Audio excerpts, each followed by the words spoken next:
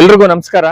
ಇವತ್ತು ರಾಜ್ಯದ ಜನತೆಗೆ ಮತ್ತು ಇಡೀ ರಾಷ್ಟ್ರದ ಜನತೆಗೆ ಎಲ್ಲೋ ಒಂದ್ ಕಡೆ ಪ್ರಾಮಾಣಿಕ ವ್ಯಕ್ತಿಗಳು, ಈ ದೇಶದಲ್ಲಿ ಮಾದರಿಯಾಗಿ ಇರ್ತಕ್ಕಂಥ ವ್ಯಕ್ತಿಗಳಲ್ಲಿ ಒಬ್ಬರಾದಂತಹ ಅಟಲ್ ಬಿಹಾರಿ ವಾಜಪೇಯಿ ಅವರ ಹೆಸರಿನಲ್ಲಿ ಇವತ್ತೇನು ಸುಶಾಸನ ದಿನಾಚರಣೆ ಅಂತ ಮಾಡ್ತಿದ್ದಾರೆ.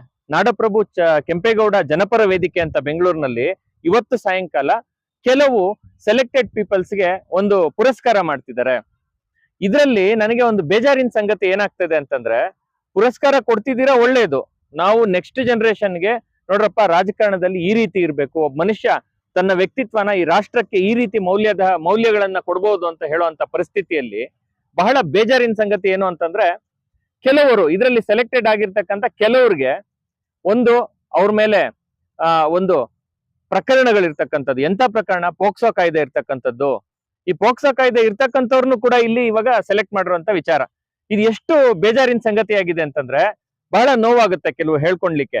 ನಾನು ಈ ಮೂಲಕ ತುಂಬಾ ಸ್ಪಷ್ಟವಾಗಿ ರಿಕ್ವೆಸ್ಟ್ ಮಾಡ್ತಾ ಇದ್ದೀನಿ, ಈ ರೀತಿ ಪ್ರಕರಣಗಳು ಇರ್ತಕ್ಕಂಥವ್ರಿಗೆ ಇಂತಹ ಒಂದು ಬಹಳಷ್ಟು ಮರ್ಯಾದಾ ಪೂರ್ವಕ ವ್ಯಕ್ತಿತ್ವ ಇರುವಂತವ್ರ ಸುಶಾಸನ ಸಂದರ್ಭದಲ್ಲಿ ಪುರಸ್ಕಾರ ಮಾಡುವಂತದ್ದು ಅಂತಹ ವೇದಿಕೆಗಳಲ್ಲಿ ಎಷ್ಟು ಮಟ್ಟಿಗೆ ಸರಿ?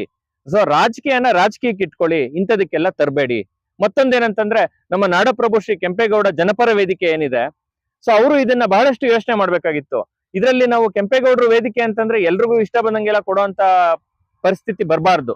ಯಾಕೆ ಈ ಮಾತು ಹೇಳ್ತಿದ್ದೀನಿ ಅಂತಂದ್ರೆ, ಈಗ ಒಂದ್ ವೇಳೆ ಈ ಒಂದು ಪ್ರಕರಣಗಳೇನಿದೆ ಒಬ್ಬ ವ್ಯಕ್ತಿ ಮೇಲೆ, ಆ ಪ್ರಕರಣಗಳು ಖುಲಾಸೆ ಆಗ್ಬಿಟ್ರೆ ನಮ್ದೇನ್ ಅಭ್ಯಂತರ ಇಲ್ಲ, ಯಾರಿಗಾದ್ರೂ ಕೊಟ್ಕೊಂಡ್ಲಿ. ಆದ್ರೆ ಒಂದು ಪೋಕ್ಸೋ ಕಾಯ್ದೆ ಇರ್ಬೋದು, ಹೆಣ್ಮಕ್ಳ ಅತ್ಯಾಚಾರದ ವಿಚಾರ ಇರ್ಬೋದು, ಇಂಥ ವಿಚಾರಗಳಲ್ಲೆಲ್ಲ ಒಬ್ಬ ವ್ಯಕ್ತಿಯ ಒಂದು ಕ್ಯಾರೆಕ್ಟರ್ ಬಗ್ಗೆ ಅಸಾಸಿನೇಷನ್ ಆಗಿದೆ, ಅದನ್ನ ಅವ್ರು ಇನ್ನೂ ಪ್ರೂವ್ ಮಾಡ್ಕೊಂಡಿಲ್ಲ ಅಂತಂದ್ರೆ ಅಂತ ವ್ಯಕ್ತಿಗಳನ್ನೆಲ್ಲ ಇವತ್ತು ನಾವು ನಮ್ಮ ಅಟಲ್ ಬಿಹಾರಿ ವಾಜಪೇಯಿ ಅವರ ಒಂದು ಸ್ಟೇಜ್ ಮೇಲೆ ಅವರ ಒಂದು ವ್ಯಕ್ತಿತ್ವವನ್ನ ಇವ್ರಿಗೆ ನಾವು ಅಳವಡಿಸಿ ಇವ್ರಿಗೊಂದು ಸನ್ಮಾನ ಮಾಡುವಂತದ್ದು ಎಷ್ಟು ಸರಿ?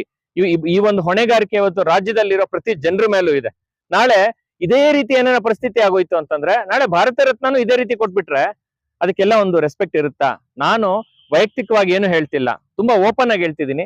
ಇವತ್ತು ಸಂಜೆ ನಾಡಪ್ರಭು ಕೆಂಪೇಗೌಡ ಜನಪರ ವೇದಿಕೆಯ ಆಯೋಜಕರೇ ಇರ್ಬೋದು, ಒಂದ್ಸತಿ ನೀವು ಯೋಚನೆ ಮಾಡಿ, ನೀವು ಕೊಡ್ತಿರ್ತಕ್ಕಂಥ ಪುರಸ್ಕೃತರು ಯಾರ್ಯಾರಿದ್ದಾರೆ ಅವರ ಪ್ರೆಸೆಂಟ್ ಸ್ಟೇಟಸ್ ಅನ್ನು ಮಾತ್ರ ನೀವು ಯೋಚನೆ ಮಾಡಿ. ನಮ್ಗೆ ಯಾವುದೇ ರೀತಿ ಇಂತಹ ಪೋಕ್ಸೋ ಕಾಯ್ದೆಗಳಿಂದ ಅವ್ರು ಹೊರಬಂದು ನಾನು ಖುಲಾಸೆ ಆಗಿದ್ದೀನಿ ಅಂತ ಕೊಟ್ರೆ ನೋ ಪ್ರಾಬ್ಲಮ್, ನಾವು ಕೂಡ ಸಪೋರ್ಟ್ ಮಾಡ್ತೀವಿ. ಆದ್ರೆ ಯಾರೇ ಆಗ್ಲಿ ಆರೋಪಿ ಸ್ಥಾನದಲ್ಲಿ ಇರೋಂತವ್ರಿಗೆ ಎಲ್ಲ ಇಂಥ ವೇದಿಕೆಗಳಲ್ಲಿ ದಯವಿಟ್ಟು ಕೊಟ್ಟು ನಮ್ಮ ಹೆಣ್ಣು ಮಕ್ಕಳ ವಿಚಾರದಲ್ಲಿ ಇಷ್ಟು ತಾರತಮ್ಯ ತೋರ್ಬೇಡಿ. ಇದು ಬರೀ ಅಟಲ್ ಬಿಹಾರಿ ವಾಜಪೇಯಿ ಅವರ ವಿಷಯನೇ ಅಲ್ಲ, ಎಲ್ಲೋ ಒಂದ್ ಕಡೆ ನಾಡಪ್ರಭು ಕೆಂಪೇಗೌಡರ ಒಂದು ವೇದಿಕೆಯನ್ನ ಅಲ್ಲಿ ಬಳಸ್ಕೊಂತಿದ್ದಾರೆ ಅಂತಂದ್ರೆ, ಇದು ನಮ್ಮ ಒಕ್ಕಲಿಗ ಸಮುದಾಯದಲ್ಲಿ ಎಷ್ಟು ಜನ ಇದ್ದಾರೆ ಇವತ್ತು, ಆ ಎಲ್ಲ ಸಮುದಾಯದ ಭಾವನೆಗಳು ಕೂಡ ಅಲ್ಲಿ ಇರ್ತದೆ. ಯಾಕಂತಂದ್ರೆ ಅವರು ಈ ನಾಡಿನ ಒಂದು ಮುಕುಟ ಅಂತ ಹೇಳ್ಬೋದು ಕೆಂಪೇಗೌಡರು. ಅಂತ ಕೆಂಪೇಗೌಡರು ಕಟ್ಟರ ನಾಡಲ್ಲಿ, ಅದು ನಮ್ಮ ಕ್ಯಾಪಿಟಲ್ ಅಲ್ಲಿ ಇವತ್ತು ಈ ರೀತಿಯ ವ್ಯವಸ್ಥೆ ಆಗಿದೆ ಅಂತಂದ್ರೆ ನಿಜವಾಗ್ಲೂ ಇದು ನಾಚಿಕೆಗೇಡು. ನಾನು ರಿಕ್ವೆಸ್ಟ್ ಮಾಡ್ತೀನಿ, ನಾನು ತುಂಬಾ ಆರ್ಡರ್ ತರ ಕೂಡ ಹೇಳ್ತೀನಿ, ನೋವಿನಿಂದ ಹೇಳ್ತಾ ಇದ್ದೀನಿ, ಜನಪರ ವೇದಿಕೆ ನಾಡಪ್ರಭು ಕೆಂಪೇಗೌಡ ಜನಪರ ವೇದಿಕೆಯ ಆಯೋಜಕರು ಒಂದ್ಸತಿ ನೀವು ಯೋಚನೆ ಮಾಡಿ, ದಯವಿಟ್ಟು ಇಂಥ ಒಂದು ತಪ್ಪನ್ನ ಆಗೋಕೆ ಬಿಡಬೇಡಿ.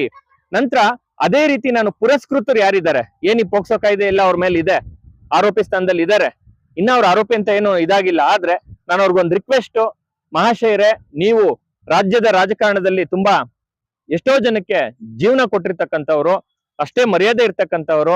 ಇವತ್ತು ನಿಮ್ ಮಕ್ಕಳು ಕೂಡ ಒಂದು ಪಕ್ಷದಲ್ಲಿ ದೊಡ್ಡ ಸ್ಥಾನದಲ್ಲಿ ಇದ್ದಾರೆ. ನಾನ್ ನಿಮ್ಗೊಂದು ರಿಕ್ವೆಸ್ಟ್ ಮಾಡ್ತೀನಿ ಸರ್, ದಯವಿಟ್ಟು ನೀವು ಈ ಒಂದು ಕಾರ್ಯಕ್ರಮಕ್ಕೆ ಗೈರಾಗ್ಬಿಡಿ.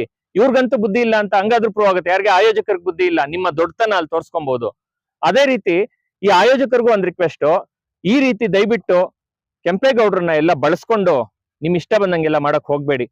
ನಾಳೆ ದಿನ ನೀವ್ ಹೀಗೆ ಮಾಡ್ತಿದ್ರೆ ರಾಜ್ಯದಲ್ಲಿ ಪುರಸ್ಕಾರ ಅನ್ನೋದಕ್ಕೆ ಮರ್ಯಾದೆನೇ ಇರೋದಿಲ್ಲ, ಒಳ್ಳೆ ಕೆಲ್ಸಗಳು ಯಾರು ಮಾಡಕ್ಕೆ ಹೋಗೋದಿಲ್ಲ. ಇದು ತುಂಬಾ ನೋವಿನಿಂದ ನಾನು ಹೇಳ್ತಾ ಇದ್ದೀನಿ. ಜೈ ಹಿಂದ್, ಜೈ ಭುವನೇಶ್ವರಿ.